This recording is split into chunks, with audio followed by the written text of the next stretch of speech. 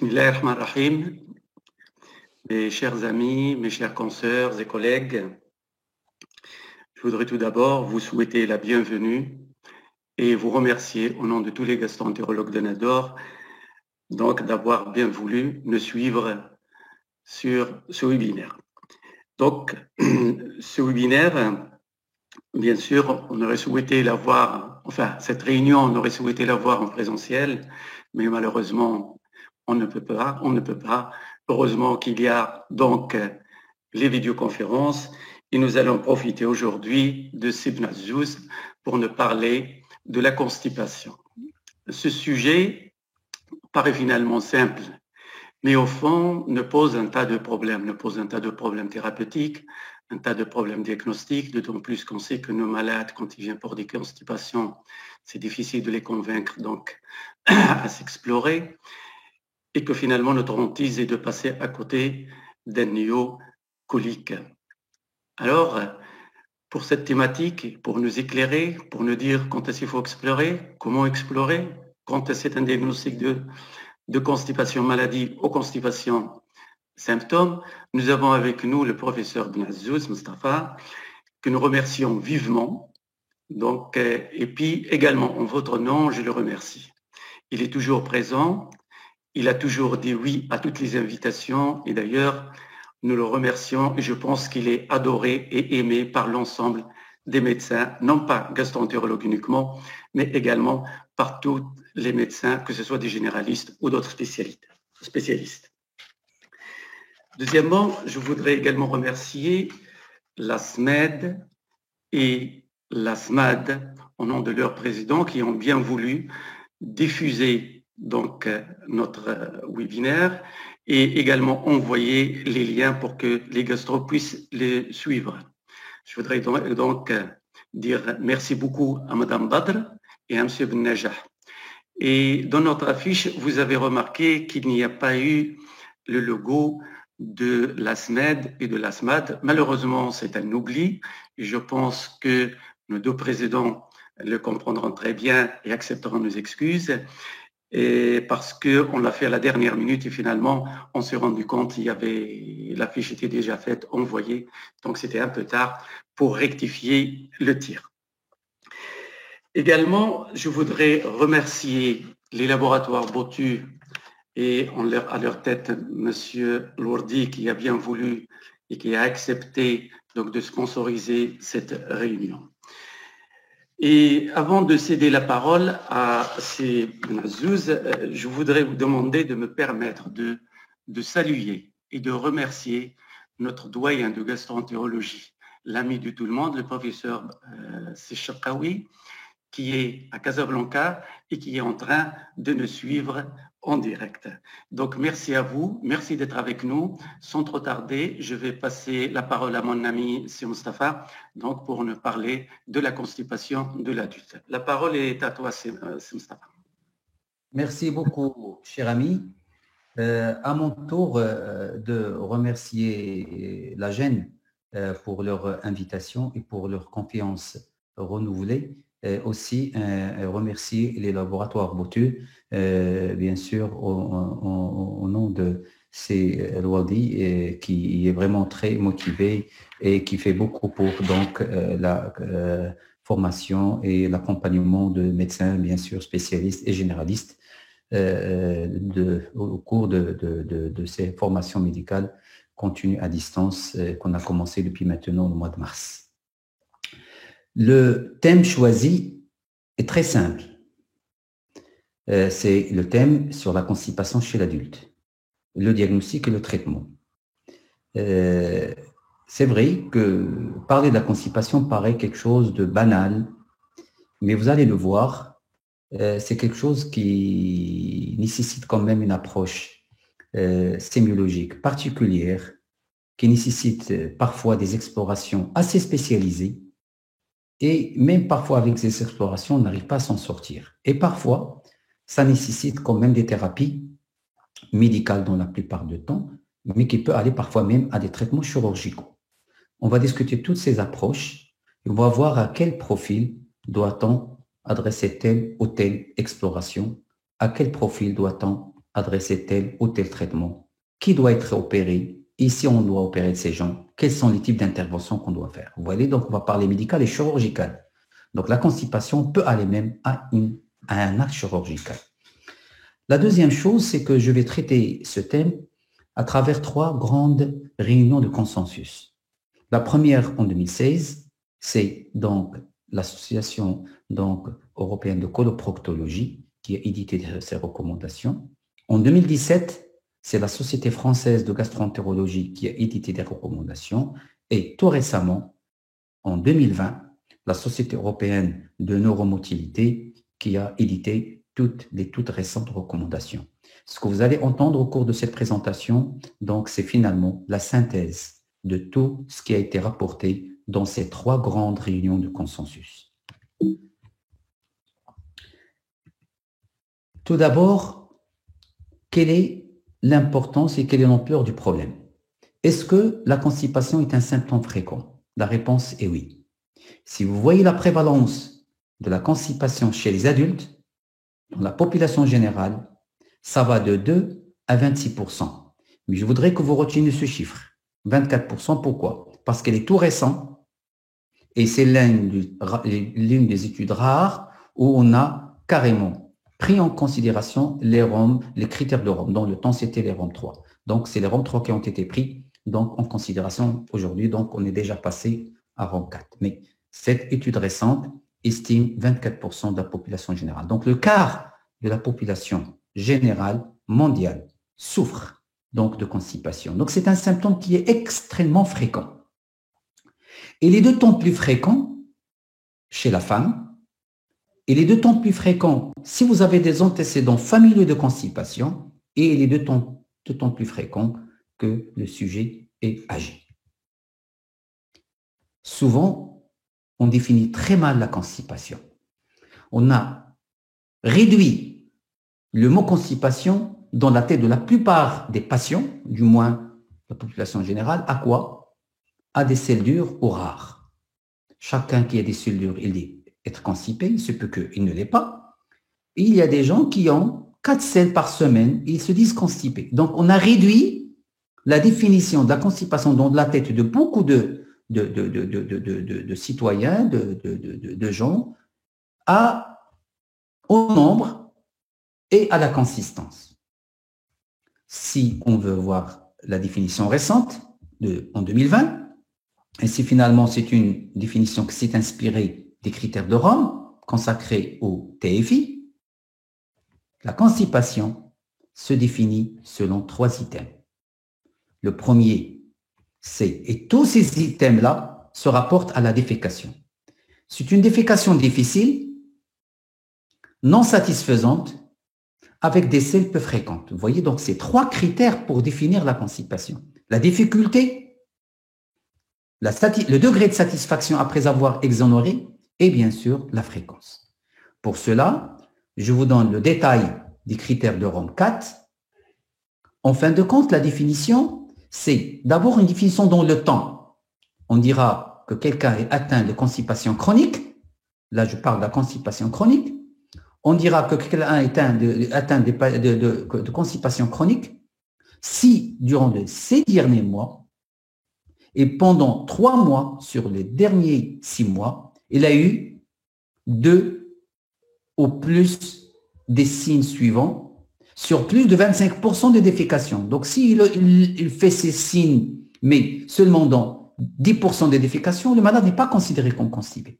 Donc, il y a la fréquence des symptômes au moment de la défécation, ça doit dépasser 25%. Et il y a le temps, c'est 3 mois durant les 6 mois passés. On retrouve la notion de la difficulté, on retrouve la notion de la satisfaction et on retrouve la notion de la fréquence. Les 3 éléments importants pour définir la constipation. Par rapport à la difficulté, c'est d'abord quelqu'un qui va faire une défécation avec un effort. Il n'arrive pas à émettre ses selles facilement. Il émet toujours, il y a un effort au moment de la défécation. Deuxièmement, les selles sont très dures ou en morceaux et là, on va voir l'échelle de Bristol. C'est très important pour typer le type des selles et leur dureté selon l'échelle de Bristol pour qu'on soit objectif. Et il y a la troisième, toujours par rapport à la difficulté d'évacuation, à la difficulté de la défécation, il y a poser la question, manœuvre manuelle ou digitale nécessaire pour faciliter la défécation. Il y a des gens qui prennent donc un doigtier, ils mettent de la vaseline et parfois ils mettent de l'huile d'olive, chacun a sa façon de faire pour pouvoir évacuer.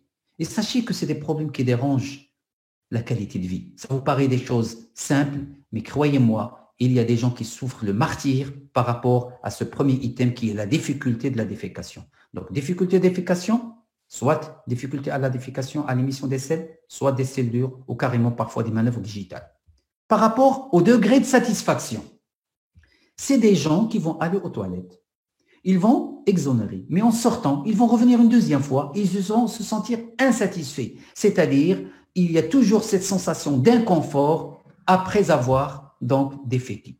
Et la deuxième, c'est parfois même sensation de blocage. Que vous voulez vraiment, bloqué, docteur, je n'arrive pas, je suis bloqué, c'est-à-dire cette insatisfaction. Il va aux toilettes, il en sort vraiment très insatisfait. Et le troisième critère, c'est le dernier, qui est considéré malheureusement par la plupart qui est le plus important, c'est le nombre. On considère constipé quelqu'un qui fait moins de 3 défécations par semaine. La normale, c'est d'aller tous les jours. Le matin, se présenter à la selle une fois par jour. Mais parfois, on peut ne pas aller un jour. C'est pas quelque chose de très grave, à condition que ça se répète pas tous les jours. Et on considère qu'on est normal lorsqu'on fait, bien sûr, 4, 5, 6 selles par semaine. Donc, à moins de 3 là, vraiment, on est considéré comme constipé. Donc, bien sûr, pas de selles molles sans laxatif.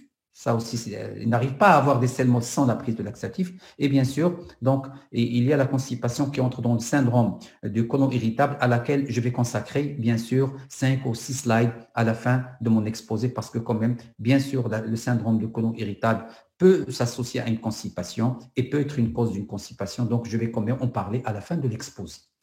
Voilà les critères de définition. Vous voyez que ce n'est pas si simple qu'on le pensait. C'est une définition qui est aujourd'hui claire. C'est les critères de rang 4 et il faudra absolument sortir ces critères lorsqu'on fait l'interrogatoire. Et vous voyez que finalement, tous ces signes-là, c'est des signes d'interrogatoire. Donc finalement, le diagnostic de la constipation est basé sur un bon interrogatoire. Le diagnostic positif, c'est l'interrogatoire. L'échelle de Bristol est intéressante parce qu'il nous permet il faut l'avoir dans son bureau devant soi, sur une fiche pour la montrer au patient et lui dire comment sont les selles de manière régulière chez vous, monsieur. Est-ce qu'ils sont de cet aspect-là, ce qu'on appelle des selles comme des petites boules dures et séparées, un aspect ambi de chair, c'est vraiment caractéristique chez certains patients. Ça, c'est vraiment l'extrême, c'est l'extrême. Les types 2, c'est des selles moulées mais faites de grumeaux apparents. Vaut mieux le visuel que la description. Le mieux, c'est le visuel. 3, le type 3, c'est des selles moulées au craquelé.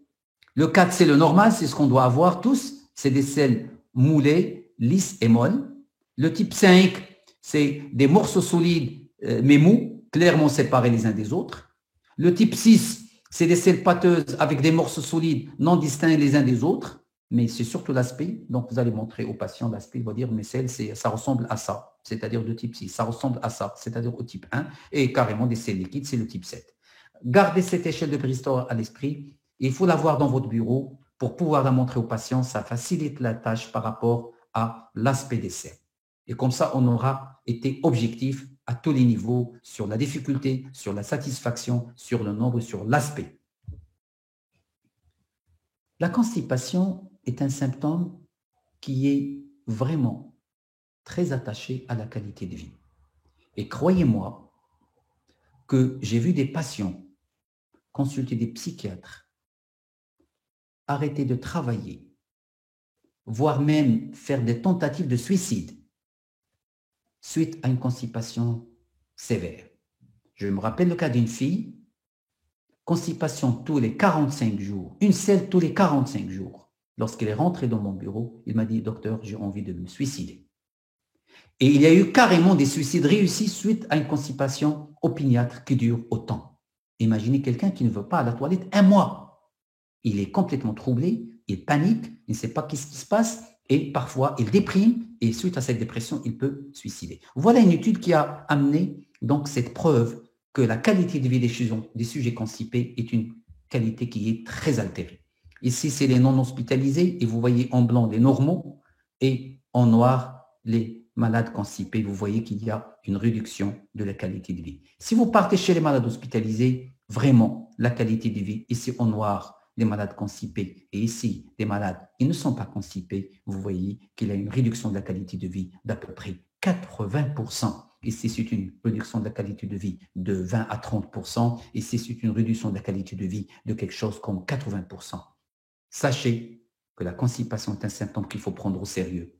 Au sérieux parce qu'il peut aussi cacher une pathologie organique grave, un cancer du côlon par exemple. Mais aussi, même dans les cas de la constipation, qui ne cache pas derrière une maladie organique, ce qu'on appelle, on va voir les 3 types de constipation qui ne cachent pas derrière une maladie grave, cette constipation en tant que symptôme, c'est ce qu'on appelle la constipation symptôme, mais pas la constipation maladie. La constipation maladie, non pas de constipation symptôme, pardon. Ces malades souffrent le martyre malgré le fait qu'ils n'ont pas de maladie organique. Parce qu'ils ne sont pas capables d'aller aux toilettes de manière régulière, parce que leur exonération est difficile et parce que donc ils trouvent des difficultés énormes à pouvoir exonérer, c'est des gens qui ont une qualité de vie qui est donc très altérée. Quels sont les symptômes qui altèrent le plus la qualité de vie?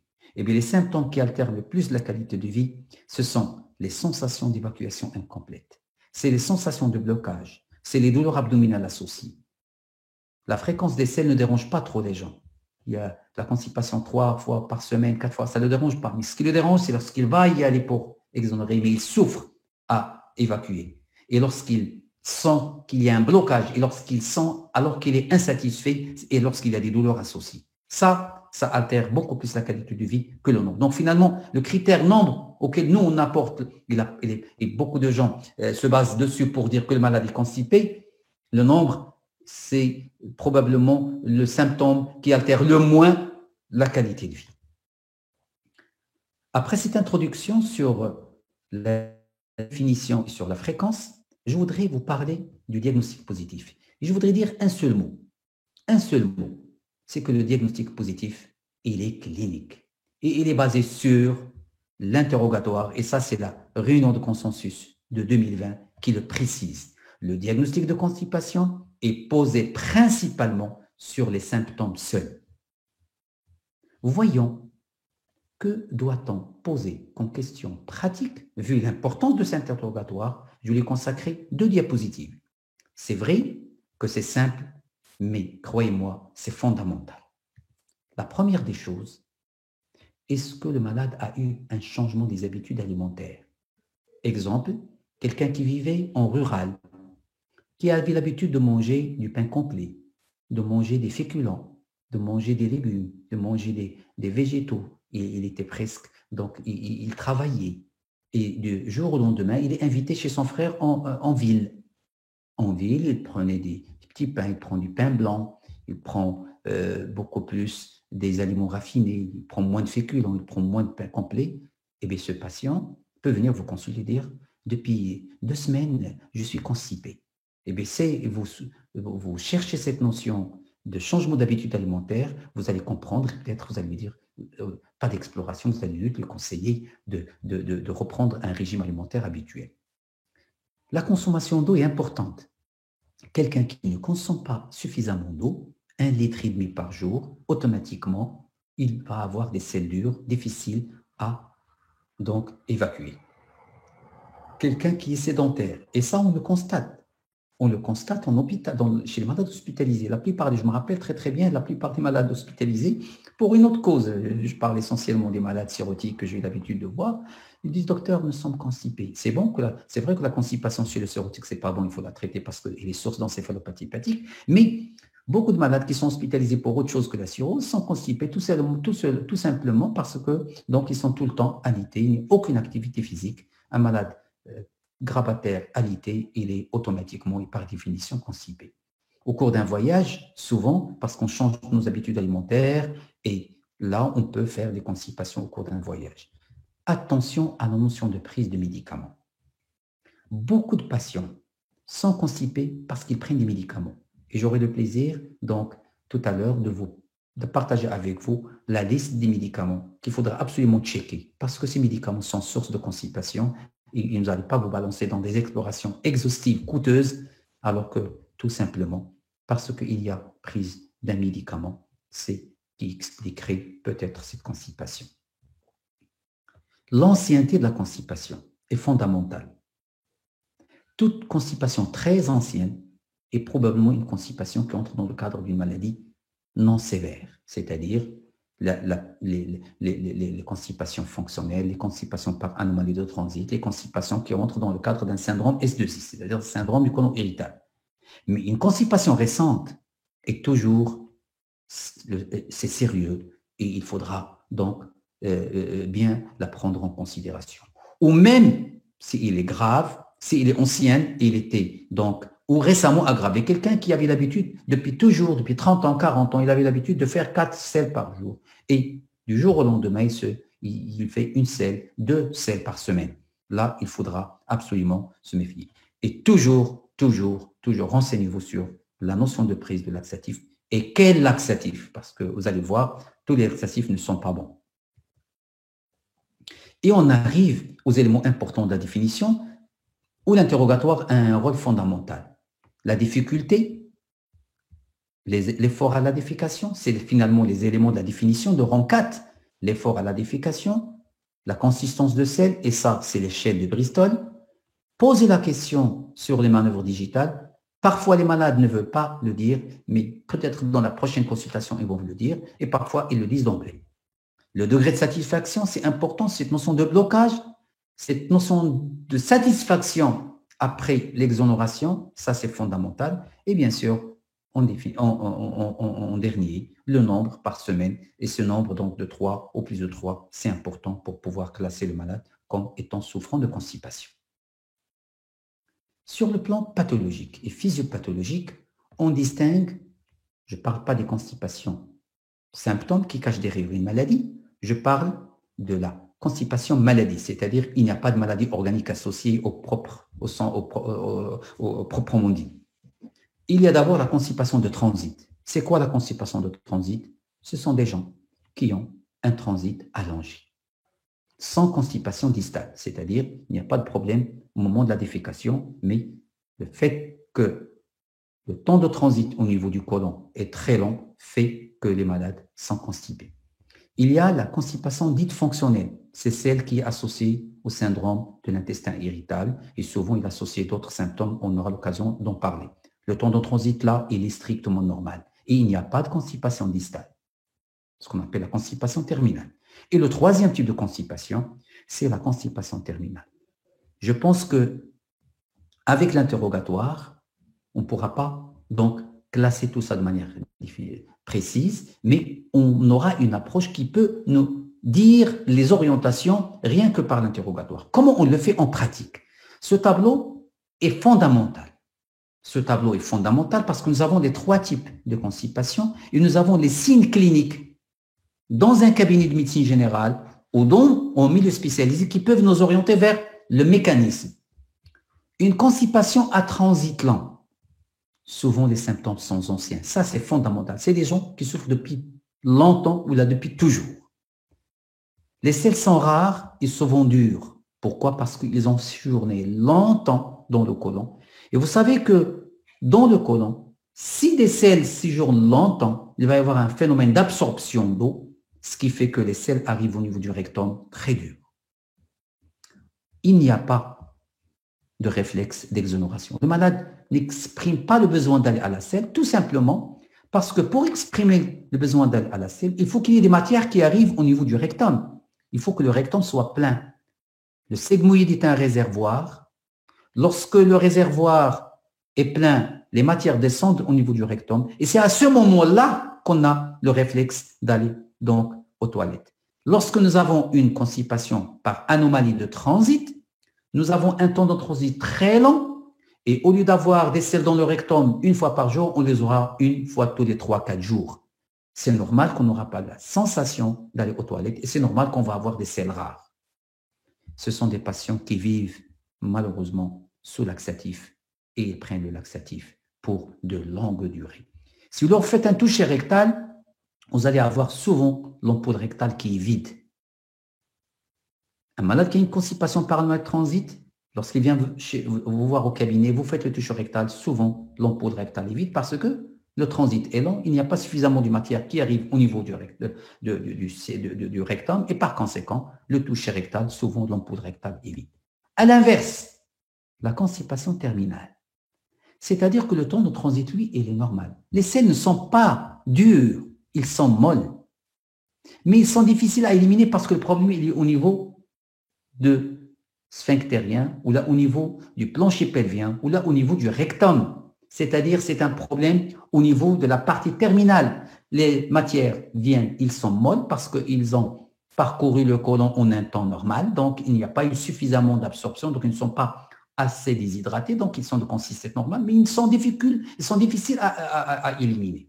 Et souvent, le malade, il fait un effort monstre pour éliminer. Et lorsque tu lui poses la question, est-ce que les selles sont dures? Non, docteur, ils sont molles, parfois même liquides, mais je n'arrive pas à les éliminer.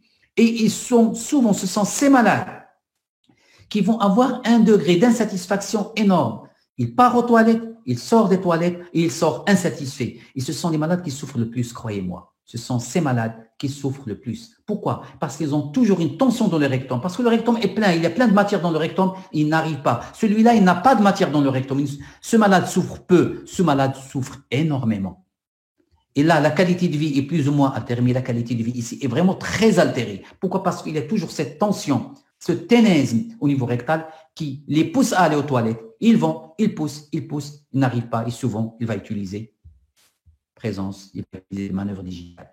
Finalement, il va utiliser le doigtier pour pouvoir vider son rectum. Et parfois, ils font des irrigations à leur manière pour pouvoir vider le rectum. Lorsque vous faites le toucher rectal, vous allez trouver toujours une ampoule rectale pleine. Ici, vous allez trouver une ampoule rectale qui est vide. Ici, vous allez trouver toujours une ampoule rectale pleine parce que le rectum reçoit des matières et il n'arrive pas à les éliminer. C'est très important. Regardez sur des éléments sémiologiques simples, on arrive à faire la différence, ou au moins l'orientation vers le mécanisme de la constipation. Constipation à transit lent, symptômes souvent anciens, peu invalidant, avec toutes les caractéristiques que je viens de citer, et constipation terminale, le problème il est au niveau recto-anal, c'est un problème d'évacuation et les symptômes sont complètement différents. J'arrive au troisième type de constipation, c'est la constipation qui s'accompagne, qui entre dans le cadre d'un syndrome de l'intestin irritable. Finalement, ce sont des malades qui ont un intestin irritable dans sa forme avec constipation prédominante. Et c'est des malades qui vont avoir les autres symptômes du syndrome de l'intestin irritable, et vous les comprenez très bien, c'est la douleur abdominale, le ballonnement et les crampes. Cette composante, on ne va pas l'avoir ici, ni ici. Donc, chaque fois qu'il y a du ballonnement, des douleurs, des migraines, un malade qui est anxieux, angoissé, des symptômes récurrents qui disparaissent au moment des voyages, qui apparaissent au moment des épisodes de stress ou des contraintes, là, on pensera bien sûr au syndrome de l'intestin irritable. Voilà les trois grands types de constipation, bien sûr non organiques, qui ne cachent pas derrière une maladie sérieuse. Et voilà leurs symptômes et voilà comment on arrive à faire par des signes cliniques simples à l'interrogatoire, à l'examen clinique, comment on fait donc l'orientation diagnostique. Il ne faut jamais oublier, une constipation peut cacher une maladie grave derrière. Ça peut être une obstruction mécanique. Le chef de file, c'est le cancer colorectal. Et on verra comment s'orienter vers une cause similaire. Une compression extrinsèque par une tumeur de l'ovaire, une tumeur d'espace. Des stenoses digestives entrant dans le cadre de maladies inflammatoires ou tumorales. Une pathologie anale, une fissure, c'est souvent une contracture et le malade a peur d'aller aux toilettes parce qu'il aura mal après, c'est pourquoi il va éviter d'aller aux toilettes. Ça peut être aussi une sténose anale. ça peut être un rectocèle, ça peut être une intussusception, ça peut être une endométriose, bien sûr, qui est compris. Ça peut être aussi des anomalies métaboliques. Le diabète peut être à l'origine d'une constipation. L'hypothyroïdie, c'est connu. L'hypercalcémie, l'hypomagnésémie, l'hyperurécémie, l'insuffisance rénale chronique. L'insuffisance rénale chronique est quelqu'un qui peut développer une constipation. La pseudo-hypoparathyroïdie, l'insuffisance hypophysaire, le phéochromocytome, vous voyez, les causes endocriniennes sont fréquentes. Donc, un malade qui a une constipation chronique, attention à ces causes, il ne faut pas les rater. Et bien sûr, parce que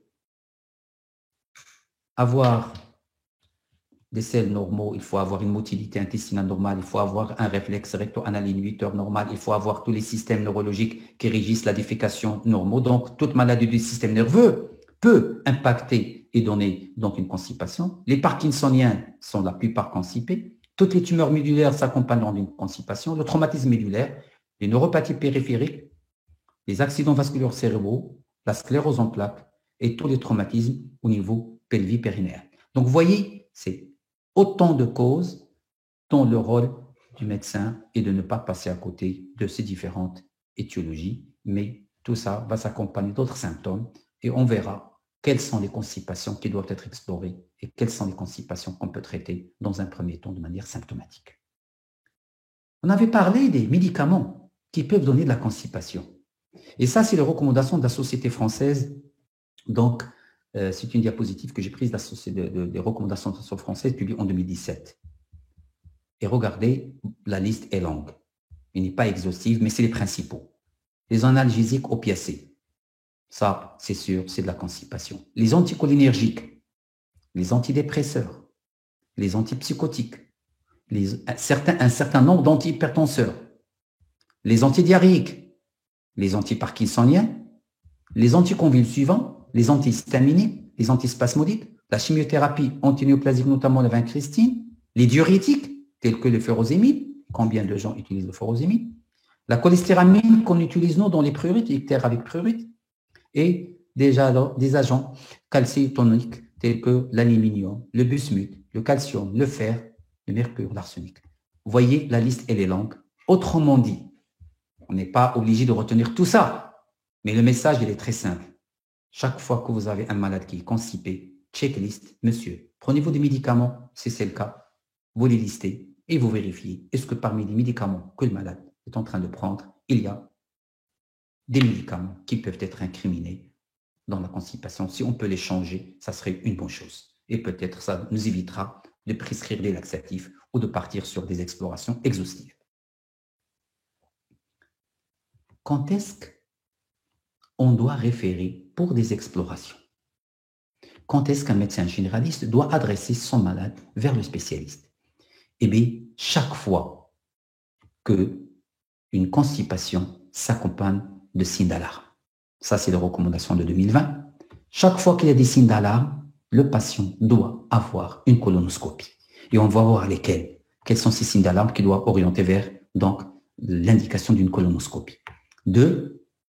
Toute constipation qui paraît banale au départ, où il n'y a pas de signe de gravité, mais qui ne répond pas à un traitement bien conduit par des mesures hygiéno-diététiques et par laxatifs. Donc, un médecin généraliste a tout à fait le droit de prendre en charge une constipation chez un jeune pour la première fois, qui n'a pas de signe d'alarme, ou il n'a pas d'orientation vers des signes donc, de maladies organiques, et il va traiter dans un premier temps par des mesures hygiéno-diététiques et par des laxatifs. Ici, il n'y a pas de réponse. Là, le malade doit être référé pour être exploré. Quels sont les signes d'alarme? C'est la modification du calibre des selles. Des patients qui viennent vous voir, ils vous disent, docteur, le diamètre, l'aspect des selles, c'est devenu des selles dont le diamètre est très fin. C'est-à-dire, ça vous oriente vers l'existence d'une sténose. Bien sûr, s'il y a du sang, que ce soit des mélénas ou des rectorragies, une anémie avec une ferritine basse, des signes d'obstruction, c'est-à-dire des syndromes de subocclusion, ça c'est clair. Des patients, plus de 50 ans, n'ayant pas subi d'examen de dépistage pour le cancer du côlon. Si on est dans un pays, ou même à titre individuel, on sait qu'à partir de 50 ans, il faut faire le test immunologique tous les 2 ans. Et s'il est positif, il faut une colonoscopie. Si vous avez un sujet âgé qui n'a jamais fait de dépistage du cancer du côlon et qui se présente à vous pour une colonoscopie et pour une constipation, c'est l'occasion de dépister le cancer du côlon chez lui. Une constipation d'apparition récente, il est toujours inquiétante. Une constipation qui date depuis 20 ans, ce n'est pas une constipation qui est apparue il y a 2 mois. La deuxième est beaucoup plus inquiétante. Des malades qui ont bien sûr des rectoriés, ça on en a parlé, un prolapsus rectal et un malade qui est maigri. Ça, c'est les recommandations de l'Organisation mondiale de gastroentérologie sur la constipation publiée en 2010 que je n'ai pas citées, et ce sont aussi des recommandations que j'ai consultées. Là, l'examen recommandé, c'est une colonoscopie. Devant toutes ces situations, on n'a pas le droit de donner des laxatifs, il faut qu'on explore le patient. Maintenant, qui explorer? L'utilisation systématique des tests sanguins. Ça, je l'ai retiré de la recommandation de la Société de coloproctologie, qui a été publiée en 2016. L'utilisation systématique des tests sanguins, des examens radiologiques, odontoscopie, n'est généralement pas nécessaire chez les patients souffrant de constipation, sauf si les signes d'alarme, on en a parlé. Dépistage après 50 ans du cancer, donc tout patient qui a plus de 50 ans qui a une constipation doit être exploré. Ça, c'est clair parce qu'il y a le cancer de côlon et on sait que le cancer de côlon, le seul facteur de risque chez 80% des patients, c'est l'âge. Votre seul facteur de risque pour le cancer du côlon, c'est votre âge au-delà de 50 ans. Et c'est pourquoi il faut faire le dépistage par un test immunologique quantitatif donc qu'on a aujourd'hui de disponible au Maroc. C'est le IFOBT qui est aujourd'hui disponible. Vous le faites, il est positif, vous faites une coloscopie. Et s'il y a des comorbidités importantes. Donc, retenons le style d'alarme, retenons l'âge comme facteur de risque. Et tous ces malades-là doivent être explorés. On n'a pas le droit de le traiter. Les autres, on peut les traiter sans aucune exploration. Quel est le bilan sanguin recommandé? Une glycémie, parce qu'on sait que le diabète peut se compliquer de neuropathie. Donc, et ça peut donner donc des troubles donc, qui peuvent amener à une constipation. On sait que l'hypocalcémie et l'hypercalcémie peuvent donner ça, et on sait que l'hypothyroïdie donne ça. Donc, une glycémie, une calcémie, une TSH, c'est le bilan minimum que les recommandations en 2020 donc, nous demandent de faire chez les malades constipés. Par rapport aux autres tests fonctionnels, c'est-à-dire on aura l'occasion de les voir. Les tests fonctionnels dans la constipation chronique sont recommandés lorsque des mesures thérapeutiques de première ligne, c'est-à-dire mesures hygiéno-diététiques et laxatifs, n'ont pas réussi à améliorer les symptômes. On ne va pas commencer d'emblée par faire des manométries, des défécographies, par le test d'expulsion, par la mesure de temps de transit. On ne le fera pas. On ne fera qu'une coloscopie lorsque nous avons des signes d'alarme, lorsque nous avons un sujet âgé de plus de 50 ans, et chez les autres, on a le droit de traiter sans aucune exploration, et si ça ne marche pas, à ce moment-là, le malade doit être référé vers donc, un spécialiste pour donc, faire les tests fonctionnels. Quels sont ces tests fonctionnels et pourquoi les faire? On les fait dans 2 objectifs. Le premier, c'est pour orienter la cause. On a déjà vu que la clinique est très intéressante. Pourquoi? Parce que la clinique me permet de voir la constipation permet d'orienter. Constipation à transit lent, on a vu le profil du patient. Constipation terminale par anomalie d'évacuation, on a vu le tableau. Constipation dans le cadre d'un syndrome de côlon irritable, on a vu le tableau. Donc, on a déjà une orientation clinique. Mais la manométrie anorectale, le test à l'expulsion du ballon et le temps de transit du côlon nous permettent de les classer définitivement. Je vous dirai comment. La manométrie anorectale, je pense, ça c'est un test qui est aujourd'hui disponible un peu partout. Il nous permet de chercher et de confirmer toutes les anomalies sphinctériennes, les dysplasies anorectales et toutes les anomalies donc de la statique pelvienne. La manométrie anorectale est un examen fondamental, standardisé, objectif, et il faudra le demander lorsqu'on suspecte donc ce genre de pathologie. Toute suspicion donc de dysphasie anorectale, d'asynchronisme anorectal bien sûr, et d'anomalie du plancher pelvien, bien sûr, nous amènera à faire ce genre d'exploration.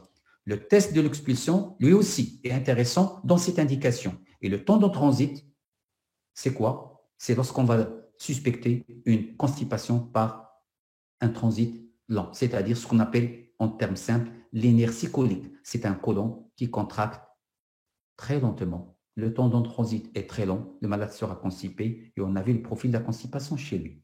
Le deuxième objectif de ces explorations, c'est Si nous avons obtenu, nous avons fixé que le diagnostic, c'est une constipation terminale, eh bien, il peut nous aider pour trouver des anomalies anatomiques. Anomalies anatomiques, c'est-à-dire structurelles.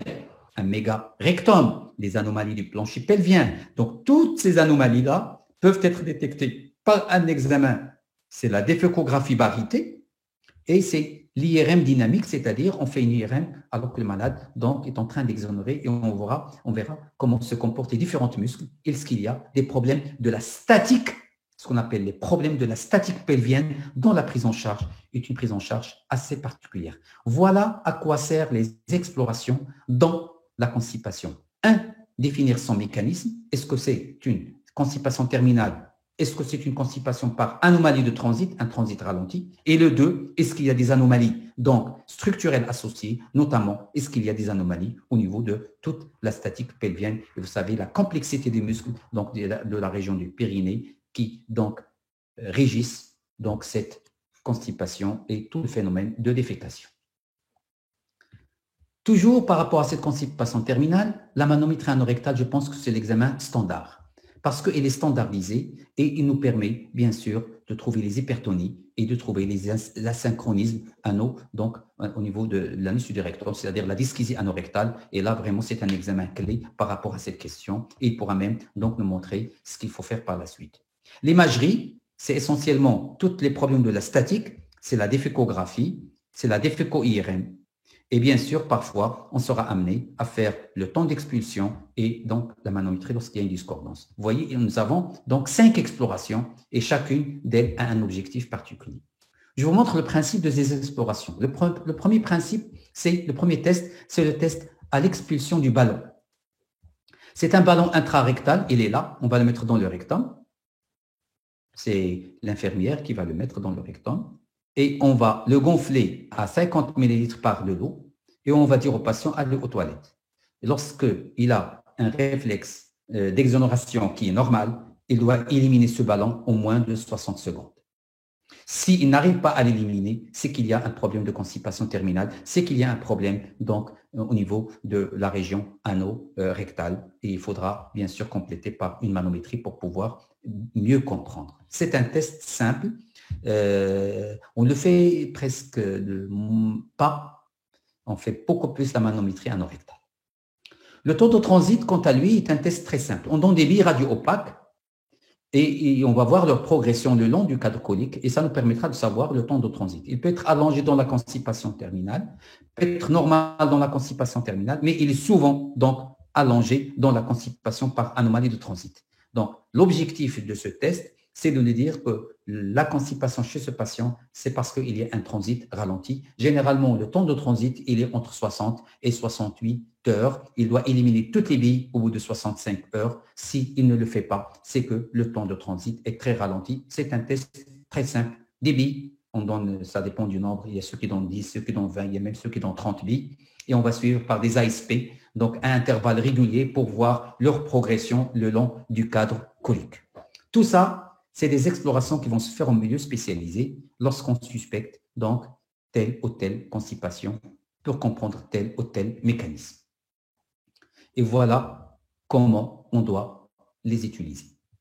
Lorsque vous recevez un malade constipé, vous allez proposer un régime hygiéno-diététique riche en fibres, on verra lequel, selon les dernières recommandations. Vous allez associer un laxatif, on verra lequel, selon les dernières recommandations.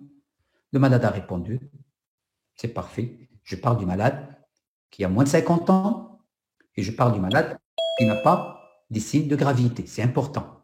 Je parle de cette catégorie qu'on va traiter sans explorer. La réponse n'est pas bonne. On va explorer. Quel est le test qu'il faut faire? C'est une manométrie anorectale associée ou non à un test d'expulsion du ballon. En fonction des résultats, les deux sont normales. C'est-à-dire, vous suspectez quoi? Vous suspectez une constipation par anomalie de transit, c'est-à-dire un transit lent, puisque le problème au niveau terminal est bon.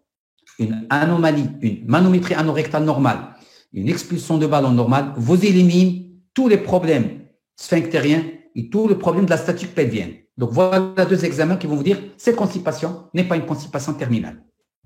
Vous allez donner voir le temps de transit par cette épreuve de Bi.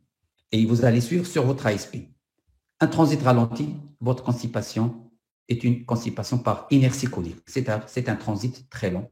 Là, on verra quel est le traitement. Et les normales, c'est une constipation à transit normal et c'est probablement dans le cadre d'un syndrome S2I, c'est-à-dire probablement c'est un syndrome du côlon irritable. Les deux, on n'arrive pas, ils sont discordants. Les résultats entre la manométrie et l'expulsion de ballon sont discordants. Là, on fait une défécographie et surtout on fait aujourd'hui une IRM dynamique. Et ça, les radiologues doivent nous aider et il faut qu'il y ait des spécialistes par rapport à ça parce que c'est vraiment une autre discipline. Une autre discipline. Et en fonction de la conclusion du radiologue, lorsqu'il va nous faire cette IRM dynamique, il nous dira que le comportement des muscles et de la statique pelvienne et tous les muscles du plancher pelvien sont normaux. Et là, on va de nouveau aller vers demander un transit pour voir est-ce que c'est un transit long ou normal et on fera les mêmes conclusions. Si c'est anormal, on saura que c'est un problème au niveau, bien sûr, donc terminal et on va donc faire conclure à un problème de la statique pelvienne et on verra quel traitement donner. Voilà aujourd'hui comment on explore une constipation, bien sûr, lorsque il n'y a pas derrière des signes graves, c'est-à-dire des signes d'alarme ou un sujet âgé, ou la première exploration, vous l'avez bien compris, c'est une colonoscopie pour éliminer le risque de cancer colique. Les recommandations de la Société française ressemblent à ce que je viens de dire. Un malade qui a une constipation sans signe d'alarme, vous avez traité, ça n'a pas marché. Malade jeune, sans signe d'alarme, traitement par laxatif, traitement par mesure génétique, ça ne marche pas. On fera manométrie et ce fameux test d'expulsion de ballon. Et bien sûr, donc, le temps de transit. Ce sont les trois principales explorations. Manométrie anorectale normale. Épreuve d'expulsion, test d'expulsion de ballon normal. Temps de transit normal. Nous sommes dans une constipation à transit normal et souvent c'est un syndrome du côlon irritable. C'est la classique constipation fonctionnelle. Manométrie anorectale et temps de transit d'expulsion de ballon anormaux avec un temps de transit normal ou anormal. Le problème, il est au niveau terminal. C'est un problème soit au niveau de dyskinésie anorectale, soit c'est un problème de la statique pelvienne. Ça ne peut être que l'un ou l'autre. Et là, bien sûr, ce sont les autres explorations d'éphécographie ou donc IRM pelvienne dynamique qui vont nous orienter vers la cause. Troisième cas de figure, manométrie anorectale normale et temps d'expulsion du ballon normaux avec un temps de transit normal. Là, c'est donc probablement une constipation de transit. Là, et bien sûr, on fera le temps de transit et on verra s'il est normal ou pas. S'il est anormal, bien sûr, nous sommes devant une inertie colique. On fera une fécographie pour s'assurer qu'il n'y a pas de problème au niveau terminal associé. Donc, voilà les recommandations. Ce sont 3 explorations qu'on doit faire et en fonction de 3 explorations, on va classer nos malades, sachant que par la clinique, déjà, on a déjà une idée sur le mécanisme. J'arrive à la partie thérapeutique et vous allez voir que dans cette partie thérapeutique, il y a beaucoup de choses que vous connaissez très bien, mais il y a beaucoup de petits détails que je tiens à faire passer. Je vais parler des laxatifs pour vous dire leur classe thérapeutique, leur dire les doses, leur dire par rapport au délai d'action, les effets secondaires et quelles sont les précautions d'usage. Et tout ce que je viens de dire, bien sûr, je l'ai toujours donc pris des dernières réunions de consensus que j'ai citées en introduction. Tout d'abord, les classes. Il y a d'abord les mucilages, ce qu'on appelle les laxatifs de l'Est. C'est ce qu'on appelle autrement les mucilages. Le principe actif de cette classe thérapeutique, c'est des fibres insolubles. Le psyllium, par exemple, c'est le plus utilisé. Ça peut être aussi du gand, comme le caraya, l'agar. Ça peut être aussi des algues rouges et la fameuse agar-agar parce qu'elle est très riche en cellulose. Donc, finalement, c'est donc des laxatifs de l'Est. Leur délai d'action, ce n'est pas immédiat. C'est au bout de 1 à 3 jours. Lorsqu'on prend ce genre de laxatif, par exemple, le psyllium, il est très utilisé aux États-Unis, en Europe, comme laxatif. Très utilisé. C'est le plus prescrit. il faut boire de l'eau énormément, sinon ça va être inefficace. Lorsqu'on prend un mucilage, lorsqu'on prend du psyllium, il faut prendre de l'eau avec. Et la dose, c'est généralement 3 sachets par jour. Il a quand même quelques effets secondaires. Ça peut donner des ballonnements, de la distension, ça peut donner de la fluctuation, c'est parfois, mais c'est rare, ça peut donner des crampes. Attention, beaucoup de ce produit-là contiennent beaucoup de sucre. Donc, il faut faire attention chez les malades diabétiques. Et ces sujets âgés alités risquent de fécalome. Donc, il faut éviter de donner ce genre de produit chez les sujets très âgés. Et si on doit le donner absolument parce que ça marche chez eux, il faut leur demander de boire. Pourquoi? Parce que ce sont des laxatifs qui vont augmenter le volume fécal. Et surtout, il ne faut pas les donner lorsqu'il s'agit d'une constipation terminale. Si vous donnez ce genre de laxatif chez les gens qui ont une constipation terminale, vous allez aggraver leur situation. Vous allez entraîner ipso facto des fécalomes que vous allez trouver du mal à enlever parce que ce sont des fécalomes qui vont être très durs chez des gens qui ont des troubles de la statique, qui ont une hypertonie au niveau sphinctérien, qui ont des contractures sphinctériennes. Et souvent, c'est une mauvaise indication que de donner un mucilage chez quelqu'un qui est âgé, d'autant plus que sa constipation est une constipation par anomalie d'évacuation. Donc, évitons, ça marche très bien chez les gens qui ont des constipations par anomalie de progression, c'est-à-dire ce qu'on appelle donc la constipation avec un temps de transit lent. Les laxatifs osmotiques, très utilisés. C'est une classe très utilisée dont le chef de file est le lactulose. Il y a aussi le lactitol, il y a aussi le mannitol, il y a le sorbitol. Mais celui qu'on utilise le plus, c'est le lactulose. La dose, c'est 15 à 20 grammes en une prise le matin à jeun ou en 3 prises avant le repas avec un grand verre d'eau froid. C'est important de prendre de l'eau avec. Le délai d'action, c'est 1 à 2 jours. Ça donne parfois des douleurs abdominales, des ballonnements. Il y a un phénomène d'adaptation en prise chronique, c'est important de le savoir, de le noter. Les gens qui prennent le lactulose pendant de longues durées, parfois on a besoin d'augmenter la dose parce qu'il devient inefficace. Le POG, le PEG, le polyéthylène-glycol, beaucoup de molécules beaucoup de médicaments sur le marché sont à base. Là, il y a beaucoup de médicaments qui sont à base de lactulose. Et ce sont les deux principaux laxatifs utilisés. Et les deux, c'est des bons laxatifs, je tiens à le dire. C'est l'un des deux meilleurs laxatifs, le lactulose et le PEG. Le PEG, c'est le polyéthylène-glycol. On utilise 1 à 3 sachets à adapter en fonction de la réponse. Le délai d'action, c'est à peu près la même chose que le lactulose, 1 à 2 jours. Il donne parfois de la diarrhée et parfois des douleurs abdominales. Respectez, ça c'est un élément important, respectez un délai de 2 heures avec prise d'autres médicaments parce qu'il peut entraîner à malabsorption d'autres médicaments. S'il vous plaît, lorsque vous avez des malades qui prennent des médicaments et chez qui vous lui prescrivez le polyéthylène-glycol, il ne faut jamais prendre le polyéthylène-glycol, le PEG, avec les médicaments. Il faut le séparer de 2 heures parce qu'il sera source de malabsorption.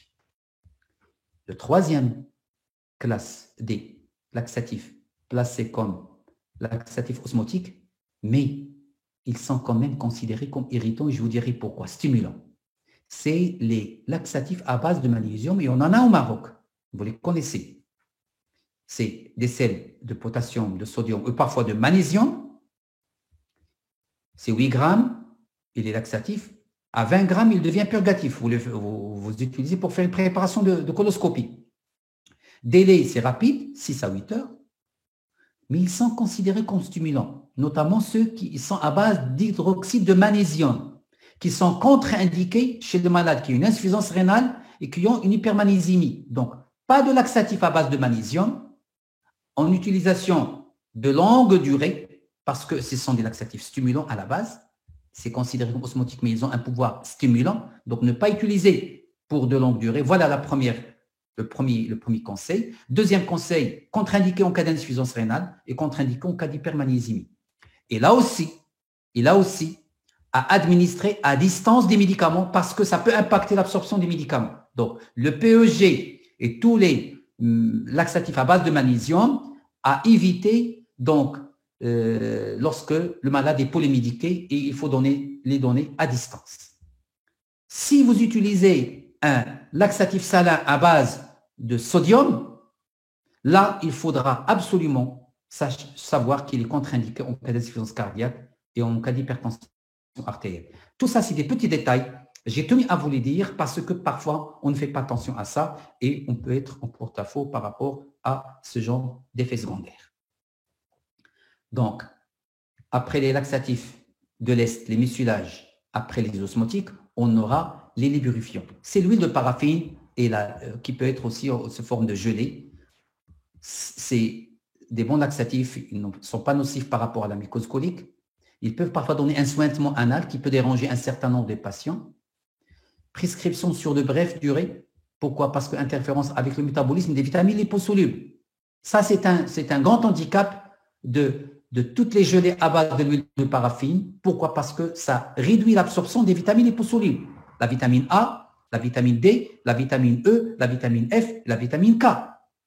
Toutes ces vitamines, les 5 vitamines liposolubles, ne sont pas absorbées ou sont impactées, leur absorption est impactée si vous utilisez des laxatifs à base de l'huile de paraffine. Prudence en cas d'un traitement par les antivitamines K, c'est-à-dire à éviter carrément. Il ne faut pas donner des laxatifs à base de l'huile de paraffine chez les gens qui prennent les antivitamines K, tout simplement parce qu'ils vont aggraver la situation. Et la deuxième, si vous prenez des laxatifs lubrifiants, il ne faut jamais s'allonger, il ne faut jamais les donner chez les sujets jeunes et chez les sujets âgés. Pourquoi? Parce qu'il y a un risque lorsqu'on les prend, alors qu'on va au lit, lorsqu'on les prend, ces laxatifs, il faut rester position demi-assise, il ne faut pas aller dormir parce que vous risquez de faire des pneumopathies huileuses d'inhalation. Pourquoi? Parce que ça va monter le long de l'œsophage et ça va passer dans le poumon. Le délai d'action 6 à 8 heures. À éviter aussi ces troubles moteurs d'œsophage. Chez les malades qui ont troubles moteurs d'œsophage, il va y avoir de l'huile dans l'œsophage qui peut passer dans le poumon. Et aussi chez les gens qui ont du trouble de la déglutition. Donc, tout patient qui a qui prend des antivitamines K, qui a des troubles de la motricité œsophagienne, qui a des troubles de la déglutition, il faut éviter ce genre de laxatifs. Et si on les donne, il faudra absolument dire aux patients de ne pas les prendre et s'allonger parce qu'il y a un risque de pneumopathie huileuse. J'arrive à l'avant-dernière classe. C'est les laxatifs stimulants. Il faut les connaître. Pourquoi? Parce que malheureusement, ils sont nocifs lorsqu'ils sont pris au long cours. Je l'ai dit bien, ils sont nocifs s'ils sont pris au long cours. Pour des prescriptions de courte durée, 3, 4 jours, 5 jours, une semaine, oui. À ne pas répéter. Mais le problème, ce sont des laxatifs très efficaces. Dès que vous les donnez et le malade voit le résultat, il ne va jamais s'en séparer. C'est pourquoi moi, je ne les prescris pas. Ou là, je les prescris à main forcée. Et je dis aux patients, attention à l'automédication. Ce sont des laxatifs qui sont nocifs si vous les prenez pendant une longue durée. Et je leur montre des images de mélanose. Le séné est un laxatif irritant. Le cascara est un laxatif irritant. Il y a beaucoup de laxatifs qui circulent au Maroc qui contiennent le séné ou le cascara. C'est pourquoi j'ai mis ça en gras. Le Contalax, je le dis en termes commerciaux. C'est le bécazodine. C'est le principal chef de file des laxatifs stimulants qui existent au Maroc. Les autres ne sont pas disponibles. Le ducosate sodique n'est pas disponible au Maroc. Le picosulfate de sodium, là aussi, n'est pas disponible au Maroc. Et l'acide récinoloïque, c'est l'huile de ricin. Parfois, il est disponible. Et chez des non-pharmaciens, il est un peu disponible partout. Donc, attention, l'huile de ricin est un laxatif très efficace, mais c'est un laxatif très stimulant. Et les gens le prennent, pas de pharmacie, ils le prennent. Donc, il existe un peu partout. Attention à ces laxatifs en utilisation prolongée. Pourquoi? Parce que ça donne de l'hypocalémie. Donc, à éviter chez le patient cardiaque. Donc, si vous avez des malades cardiaques qui prennent du Lasix, qui peut donner déjà une hypocalémie, si votre malade est constipé, vous prescrivez un laxatif stimulant, vous allez aggraver le risque d'hypocalémie chez votre patient. Ils donnent la maladie laxative et j'aurai l'occasion de parler lorsque leur utilisation est faite de manière prolongée. Il faut les éviter chez les enfants. Pourquoi? Parce que le malade, les enfants ne vont plus apprendre à aller déféquer sans ces médicaments-là. Et malheureusement, beaucoup de gens prennent des laxatifs et ont des constipations tout simplement parce qu'à leur bas âge, on a toujours utilisé le fameux suppôt de cristal de manière régulière tous les jours à l'enfance. L'enfant ne sait plus sortir aux toilettes sans le cristal. Et ça, c'est très mauvais. Pourquoi? Parce qu'il va perdre son réflexe d'exonération spontanée. Il sera dépendant de ces médicaments qui sont, en fin de compte, des médicaments stimulants. On peut les donner de manière courte durée, mais pas de manière prolongée. Et à déconseiller, sauf nécessaire et pour une courte durée. Ça, c'est une recommandation à ne jamais oublier. Les laxatifs stimulants, efficacité démontrée. Problème, c'est beaucoup de problèmes, vous les voyez, surtout la maladie ou laxatif, et je vais en parler. On les utilise pour des courtes durées, une demande ponctuelle, et on sensibilise aux malades au risque de les prendre de manière prolongée, parce que souvent, qu'est-ce qui se passe? Vu leur efficacité, les malades viennent dépendants. Il y a des gens qui prennent les laxatifs stimulants pour des années et des années. Voilà l'un des risques lorsqu'on prend ces laxatifs de manière prolongée. C'est la maladie des laxatifs. C'est des gens qui vont avoir de la diarrhée, vont avoir de la douleur abdominale, peuvent même parfois faire des œdèmes parce que ça peut donner une hypoprotéidémie, une hypoalbuminie, parce que ça va correspondre à un tableau d'entéropathie oxydative, c'est-à-dire qu'ils vont éliminer donc, du liquide et avec beaucoup d'électrolytes et beaucoup donc, de protéines. Si vous faites une coloscopie à ces malades, vous allez avoir de la mélanose et parfois hypocalémie, hypothatrémie et alcalose métabolique. Donc, attention à ces laxatifs et attention à leur utilisation, notamment prolongée. Voilà un de mes malades chez qui je fais une coloscopie et regardez, ça c'est un côlon avec une mélanose minime, c'est plus rose, c'est marron. Et regardez ce patient, je l'ai vu en 2016. J'étais étonné, c'est du noir. C'est un côlon noir, rectum, côlon droit, côlon gauche, sécom, tout est noir. C'est la vraie mélanose. Et j'ai dû lire sans beaucoup que ça peut même donc être un facteur cancérigène, mais il n'y a pas assez de preuves pour le dire. C'est pourquoi donc je n'ai pas consacré une diapo par rapport à ça. Mais attention aux laxatifs stimulants. Ça donne de la maladie laxative, ça donne de la mélanose colique. Les laxatifs par voie rectale. Les laxatifs par voie rectale, il y en a plusieurs dans le marché. Vous avez ceux qui ont un effet osmotique, ceux qui ont un effet stimulant et ceux qui produisent du CO2. L'osmotique, c'est le microlax et le cristal. Ils sont à base de glycérol. Vous les voyez? Il y en a au Maroc. Effet stimulant, c'est le dulcolax, c'est le bisacodyl, c'est l'équivalent du Contalax, et c'est le normacol qu'on fait, heureusement, rien que pour les préparations et pour les malades qui ont des fécalons. Heureusement.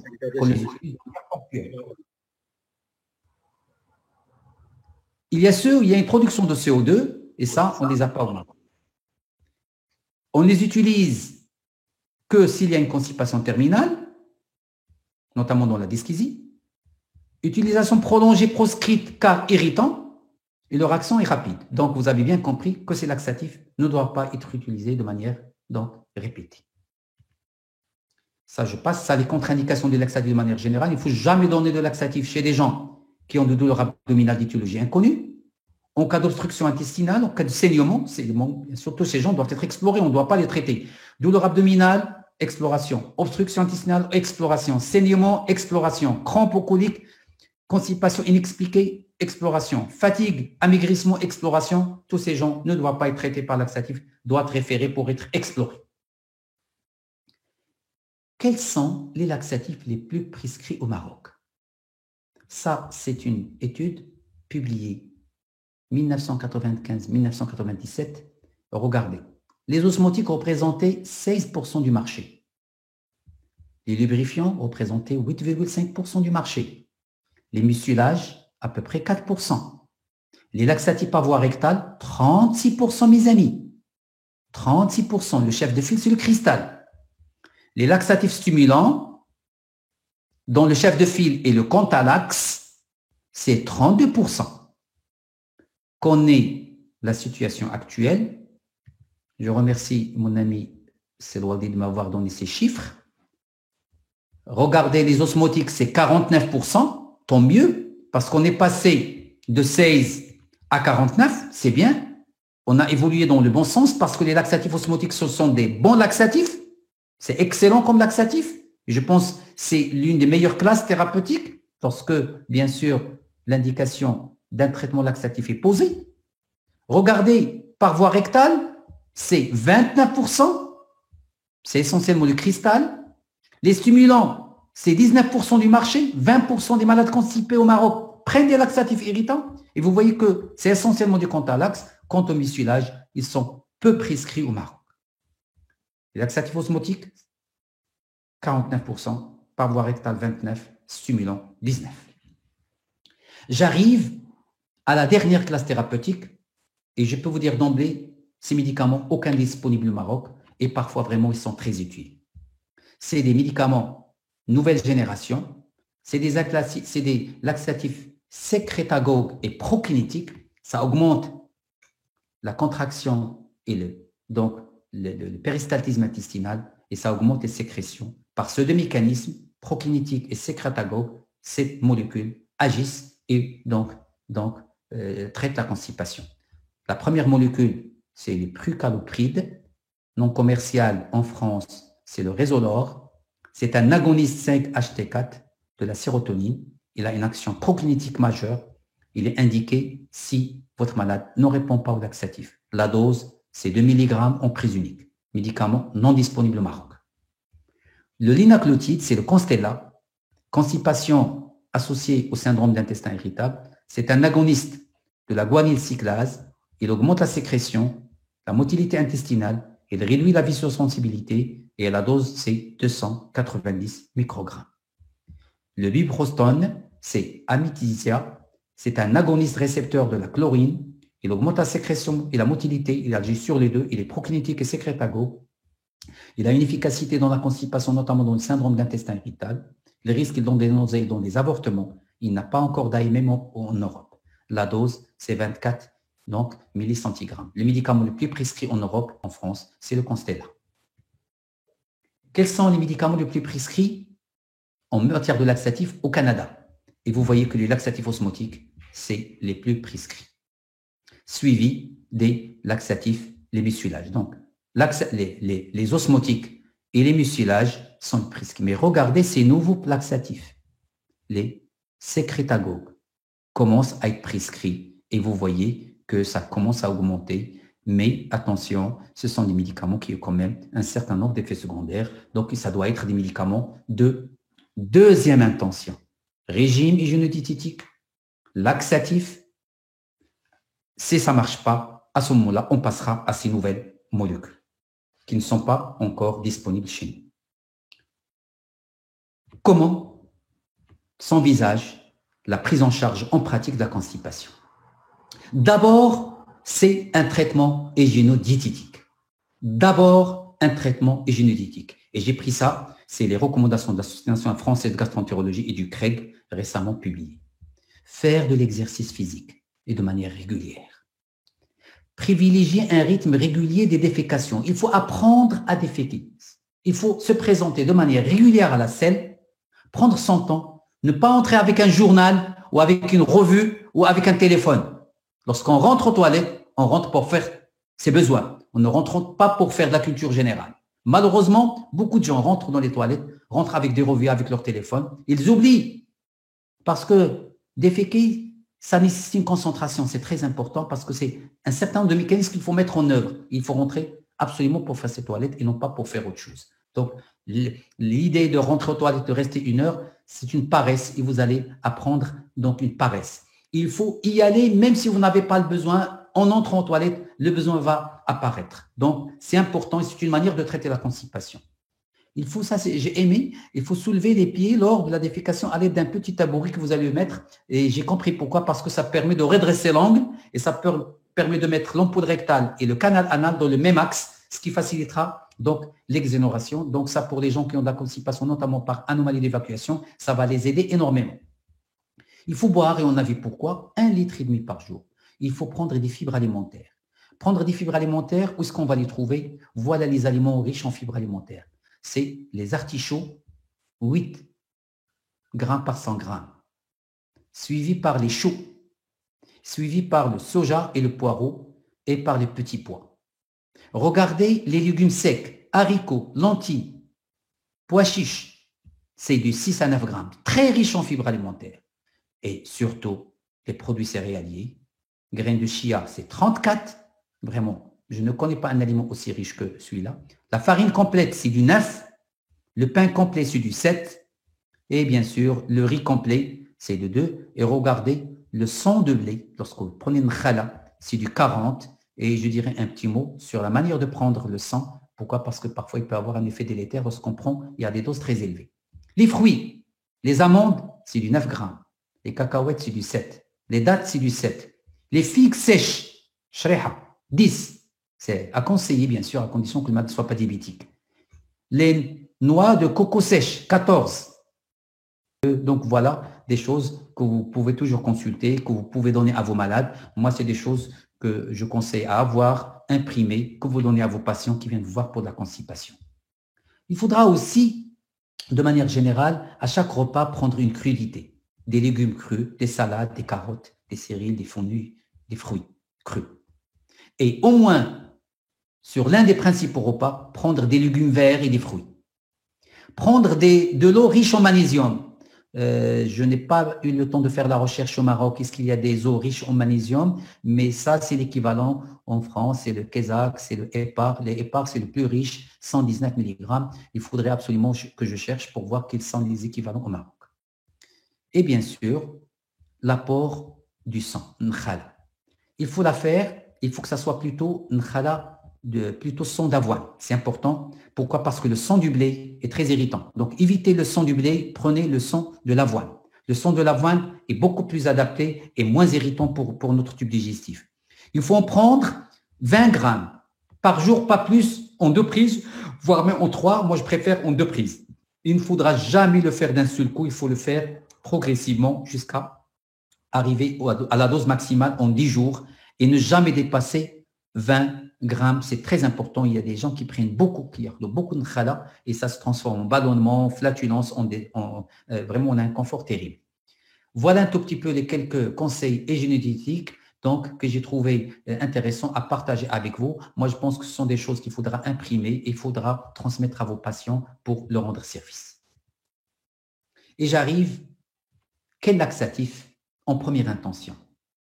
Premier laxatif, les laxatifs en première intention, c'est le lactulose et le polyéthylène-glycol. Ça, c'est les recommandations et je suis parfaitement d'accord. Les meilleurs laxatifs, c'est le lactulose et le PEG, avec bien sûr les différentes limites, les différentes précautions que j'ai citées au cours de mon exposé. Mais ce sont les laxatifs de première intention. En deuxième intention, et pour une durée courte, c'est les laxatifs irritants. Moi, personnellement, je ne les préconise pas, sauf main forcée, parce que j'ai peur de l'automédication. Connaissant qu'ils sont efficaces, qu'ils sont plus efficaces que les laxatifs osmotiques, que les laxatifs, que le PEG, les patients vont se rabattre sur ces molécules. Ils ne vont jamais les changer et ils vont le faire en discrétion. Ils vont aller s'acheter ça directement chez le pharmacien. Personnellement, je les préconise qu'une fois vraiment main liée, forcée et avec toujours cette sensibilisation à ne pas les utiliser au long cours. Comment procéder en pratique? Laxatif osmotique, on peut aussi donner le mucilage. Parfois, on peut associer deux laxatifs de familles différentes. Si un ne marche pas, c'est aussi une recommandation que j'ai vue. Si échec, il faut se poser la question, est-ce que ce n'est pas une constipation terminale?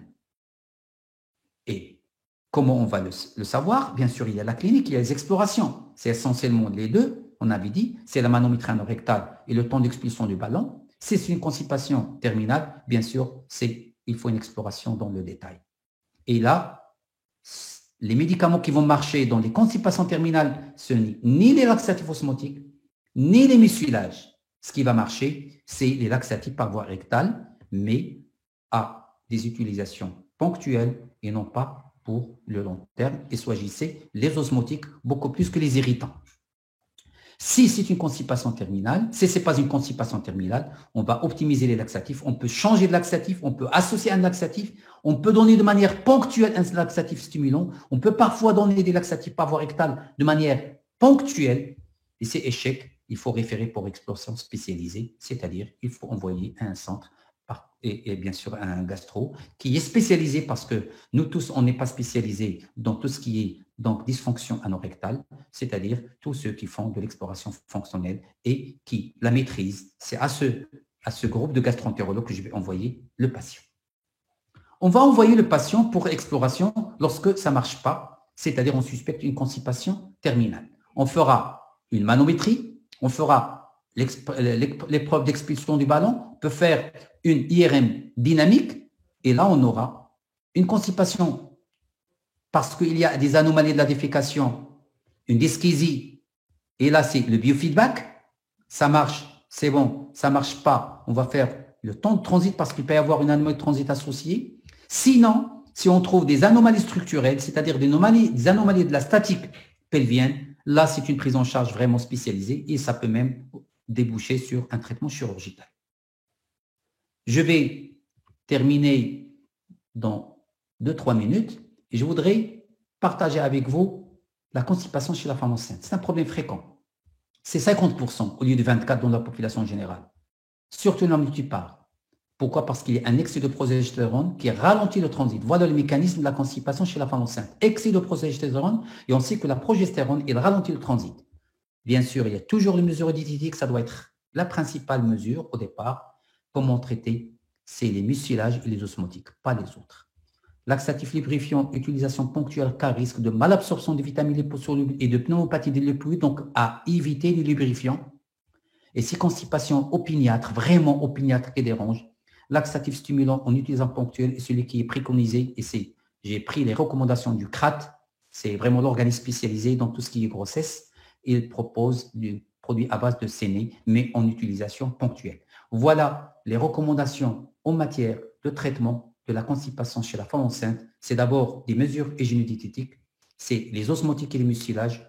En cas d'échec, c'est le séné en utilisation ponctuelle chez des patients qui souffrent vraiment de constipation opiniâtre, et il faudra éviter les laxatifs lubrifiants pour la simple raison que ça donne une malabsorption de la vitamine, des vitamines liposolubles dont, bien sûr, on a besoin durant cette période.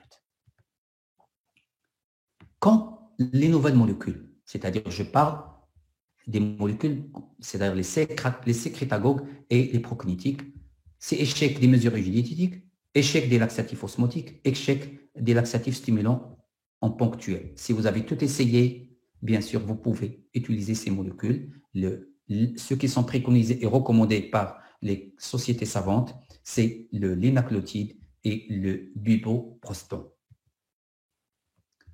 Le biofeedback, c'est après manométrie, on confirme la dyschésie et c'est traitement de première intention s'il y a une dyschésie ano-rectale et anomie de plancher pelvien. Ça, c'est aussi une recommandation qui est forte, basée sur des preuves de qualité moyenne.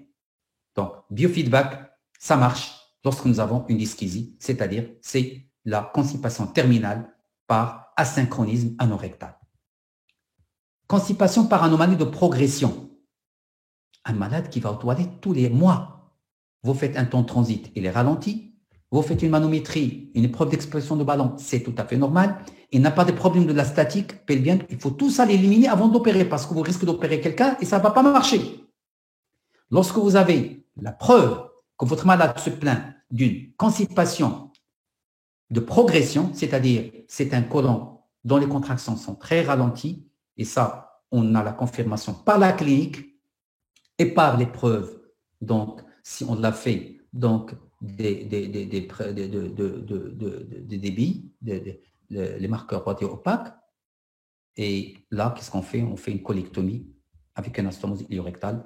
J'ai une jeune de 36 ans chez qui, l'année dernière, j'ai réalisé avec un ami chirurgien une colectomie subtotale. On a fait une colectomie subtotale avec une anastomose iliosigmoïdienne. La malade, il faisait une 7 tous les 2 mois, je vous dirais, et la malade s'est complètement transformée.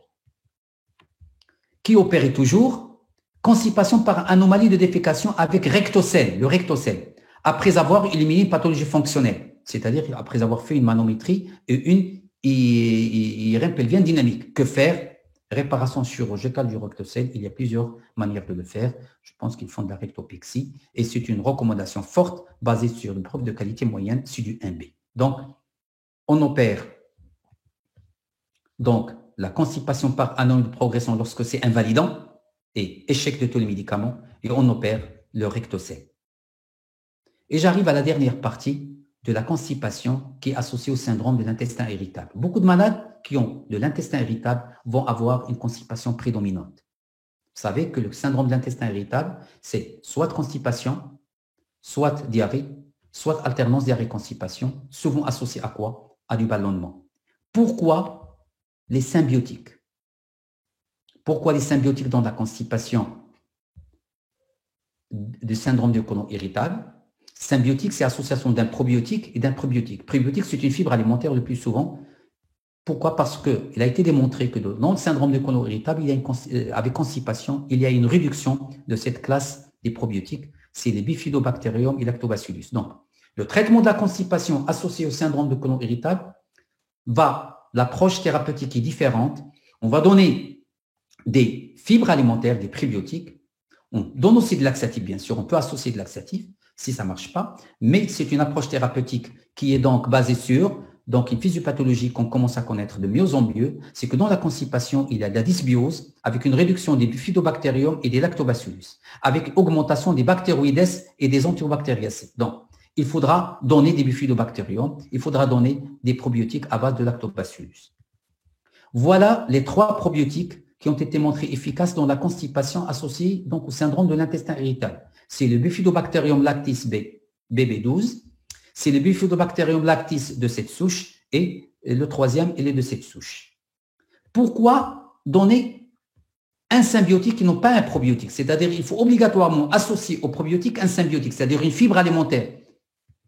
Eh bien, l'une des fibres alimentaires qu'on donne, c'est le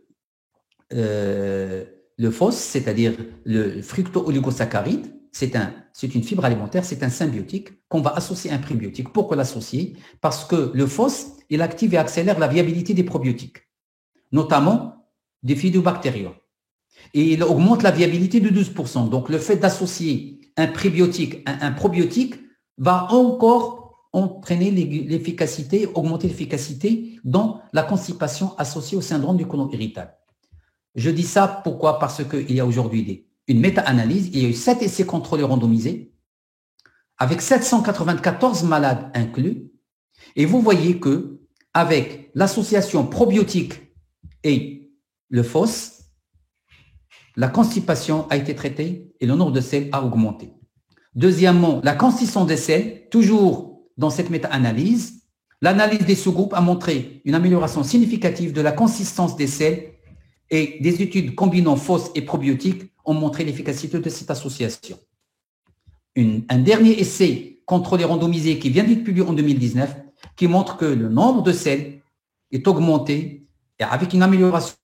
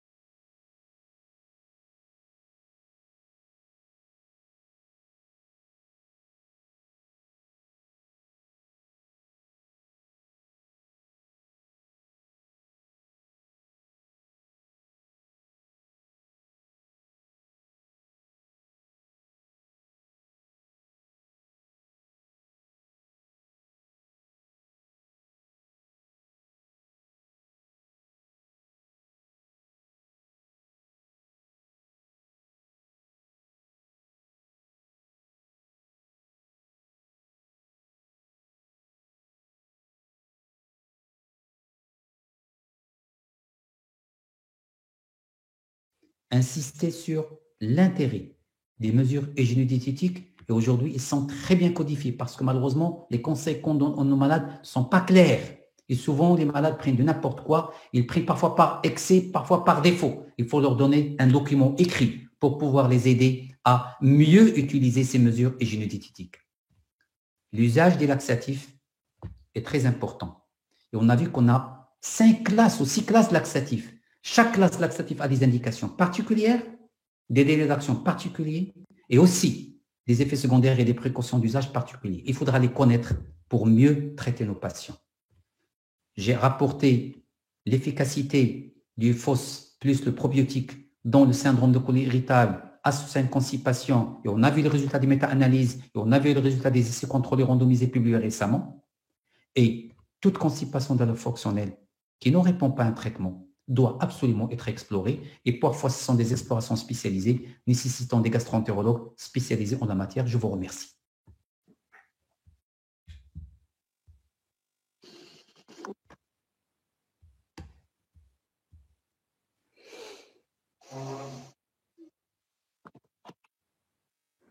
Donc, merci Sibnazius. Merci beaucoup pour cette excellente conférence. On a appris effectivement pas mal de choses quand tu me l'avais dit au téléphone. C'est vrai que c'est un sujet vaste. Notre gros problème, c'est toujours, on pense, de passer à côté d'une lésion tumorale. Alors, deux points essentiels, l'interrogatoire capital et puis également le toucher rectal qui est capital. Alors, ce toucher rectal qui va nous renseigner sur la constipation. Une première question concernant la constipation. Donc, est-ce qu'on peut avoir à la fois une constipation de transit et une constipation donc terminale? Oui, tout à fait. Bonne question. Et parfois, cher ami, ça peut être associé. C'est la raison pour laquelle, aujourd'hui, la plupart des centres spécialisés ils proposent les 3 explorations à la fois. Faites une manométrie et faites un temps de transit. C'est-à-dire pour ne pas passer à côté d'une association. Parce que vous allez agir sur la constipation par voie terminale et vous allez vous trouver avec un malade qui est toujours associé, qui est toujours constipé. Les associations existent et c'est pourquoi il faut être prudent. D'accord.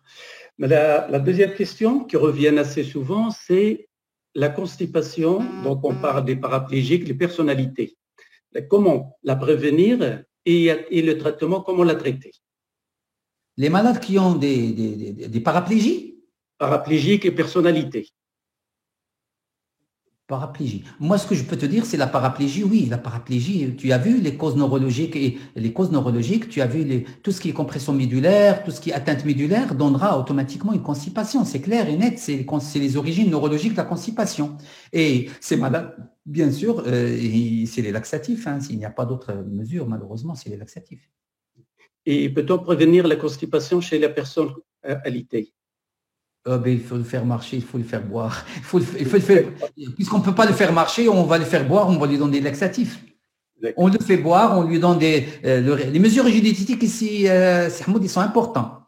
Les mesures régionétiques chez le sujet qui est alité sont importants. Il faut lui donner donc des mucilages, il faut lui donner des laxatifs osmotiques, il faut le faire boire et pourquoi pas parfois du sang de manière dosée. C'est-à-dire les mesures régionétiques et les laxatifs, c'est l'axe principal du traitement. À partir du moment où une partie importante fait défaut, c'est-à-dire l'effort physique. Parce que si on ne marche pas, là aussi, on n'aura pas une selle tous les jours.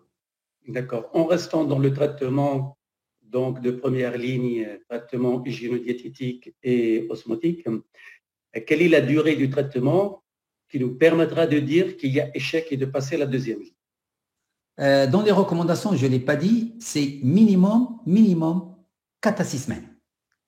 4 à 6 semaines. Et on peut associer, ce que je n'ai pas dit, il y a un algorithme que je n'ai pas… parfois, on peut changer de laxatif, on peut associer 2 laxatifs dont le mécanisme d'action est différent, ça peut marcher parfois. Ce n'est pas aberrant d'associer 2 laxatifs dont le mécanisme d'action est différent, donc vous pouvez le faire aussi. Et si ça ne marche pas, eh bien, il faut se poser l'action sur le mécanisme. Qu'est-ce qui se passe? Est-ce que je suis en train de tirer juste? Est-ce que ce n'est pas un problème d'anomalie d'évacuation et peut-être il faut aller faire un biofeedback, c'est une dyskisie, c'est une anomalie du plancher pelvien, c'est un problème de mégarectum, c'est un problème de rectocèle, c'est un problème d'un gros diverticule dans le rectum. Donc, vous voyez, tous ces anomalies, c'est un problème de compression. C'est la raison pour laquelle une exploration, lorsqu'un malade on a traité pour la première fois, ça ne marche pas, il faut l'explorer. Lorsqu'on traite de manière correcte, et on respecte le malade respecte les mesures hygiéniques et la prise d'un laxatif à dose suffisante et ça ne marche pas, le malade doit être exploré. Très bien. Il y a une autre question concernant la constipation iatrogène. Donc, quand on a des médicaments qui aggravent ou qui ont provoqué la constipation et qu'on ne peut pas se passer de ces médicaments, quelle conduite préconisez-vous? Si on ne peut pas changer de médicament, il faut jouer sur les mesures diététiques et sur les laxatifs. Tu n'as pas de choix, c'est la seule option, c'est laxatif, mesures diététiques, c'est vraiment, on ne peut pas changer. Mais croyez-moi, aujourd'hui, la panoplie des médicaments qu'on a est assez large et on pourra trouver une alternative. Et là, il faut aussi voir, est-ce que le médicament est important? S'il est vraiment obligatoire Par exemple, les neuroleptiques. Il n'est pas obligatoire. Moi, je sais de quoi tu parles. Lorsque nous avons des malades qui prennent des neuroleptiques, on ne peut pas les arrêter, on ne peut pas les arrêter. C'est effort physique, c'est le sport, c'est les mesures hygiéniques. Et là, ces mesures hygiéniques, croyez-moi qu'avec les mesures, diabétique. Parce que vous avez vu que les figues séchées, c'est 10 grammes par 100 grammes. Je ne connais pas un truc aussi riche de fibres que les figues. On a au Maroc de fixer. C'est très efficace contre la constipation. Une autre question concernant la mélanose colique. Est-ce qu'après arrêt de laxatif responsable, on peut espérer la régression des lésions coliques? Sincèrement, la réponse, je ne peux pas, mais je ne pense pas que ça peut régresser. Vraiment, je vois mal comment ça peut régresser. Parce que j'ai eu à contrôler des malades qui ont pris des laxatifs. Et j'ai fait à un malade une coloscopie à 5 ans. J'ai trouvé toujours le même aspect.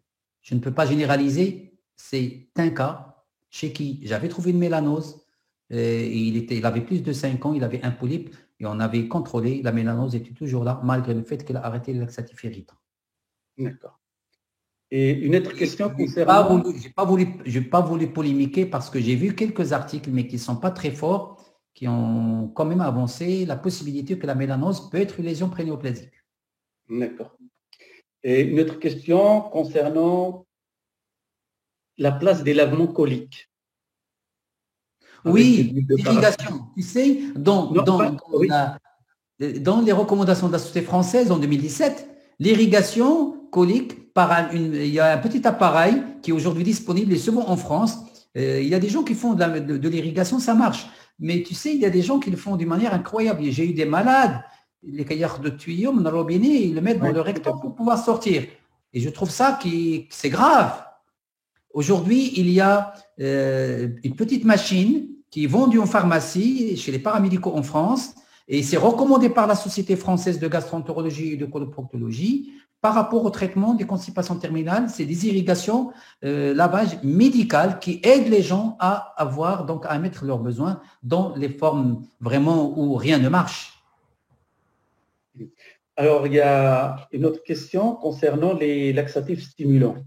Quand on les arrête, est-ce qu'il faut les arrêter d'un seul coup? Est-ce qu'il faut les substituer? Moi, ce que je propose, c'est que il ne faut pas nous parce qu'il y a une réalité, ils sont efficaces. Et je ne veux pas citer le nom encore de ce produit, parce qu'il est très pris, il est très prescrit. Tout simplement parce qu'il est efficace.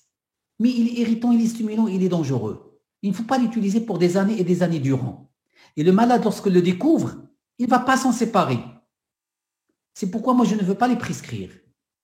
Et si maintenant on les a prescrits, il faut sensibiliser, les sensibiliser et sensibiliser. Et dans ce cas-là, bien sûr, il faudra le substituer par un laxatif PEG ou laxatif lactulose. Mais j'ai une autre question. J'ai vu dernièrement, et j'ai constaté qu'il y a une vague de prescription des laxatifs à base de magnésium. Attention, il y a beaucoup de contraintes, il y a beaucoup de précautions d'usage. Je ne dis pas qu'il ne faut pas les utiliser. C'est des laxatifs qui sont considérés comme osmotiques, mais qui ont quand même un effet stimulant, qui ont quand même des contraintes. Il y a beaucoup de problèmes avec ces. Donc, si on doit les utiliser là aussi, les laxatifs à base de magnésium, on les utilise, mais de manière aussi très courte. D'accord. Et une autre question, je pense que tu en as parlé, mais je te la pose quand même. C'est la place des symbiotiques et des probiotiques. Les probiotiques et les symbiotiques dans la constipation associée au syndrome de l'intestin irritable, ça marche.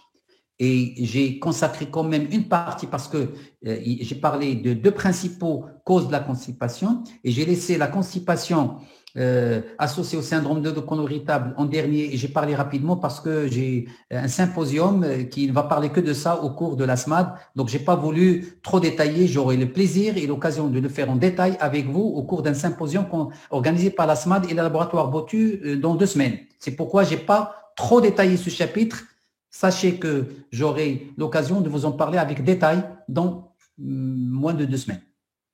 L'avant-dernière question, en cas de refus de coloscopie, qu'est-ce que tu préconises? Et puis, on voudrait savoir également, est-ce que tu dis clairement à ton malade, quand il est constipé, que on risque de trouver un cancer. Clairement comme ça, parce que dans nos habitudes, nos malades n'acceptent pas beaucoup et on n'aime pas qu'on leur dise ça. Quand on leur dit, après, si on ne trouve rien, on vous dit, vous m'avez laissé inquiet pendant une semaine, je n'ai pas pu dormir.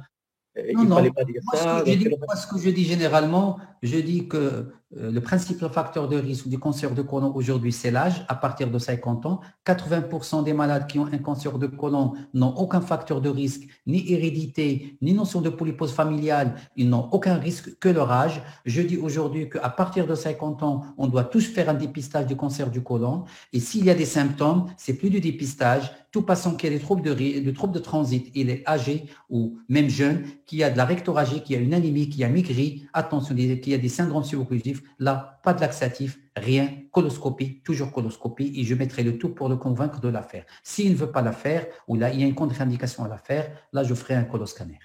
Et en cas de refus de colo, un coloscanner, vous avez dit, d'accord. Un coloscanner au cas de refus d'acolo. Mais vraiment, sachant que le coloscanner ne va pas montrer des polypes blancs et des polypes moins de 5 mm. Il va les rater. On termine avec une question qui, au fait, n'est pas d'actualité puisqu'on est confiné, c'est la constipation chez le voyageur. Eh bien, quand ce voyageur, il est passagère, celle-là.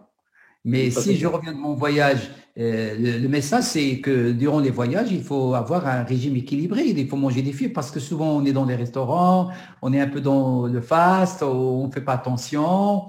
Et peut-être on oublie aussi de boire. Donc, il faudra faire. C'est souvent des constipations en rapport avec l'écart des régimes et un peu de. On se laisse aller au mois de congé. Donc, on prend plus du pain complet. On va aller au restaurant, on mange le petit pain, et tout ça, c'est pas bon, hein.